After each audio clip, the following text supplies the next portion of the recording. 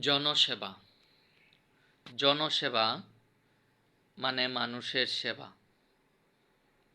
জনসেবা বিভিন্নভাবে করা যায়।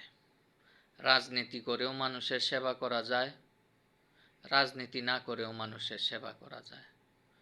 মানুষকে ভালো কথা শুনিয়েও জনসেবা করা যায়, মানুষের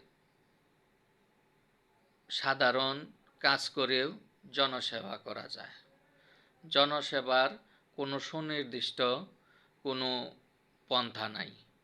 অর্থাৎ জনসেবা আপনার যেরকম সামর্থ্য, আপনার যেরকম শক্তি সামর্থ্য আছে সে অনুযায়ী আপনি জনসেবা করতে পারবেন।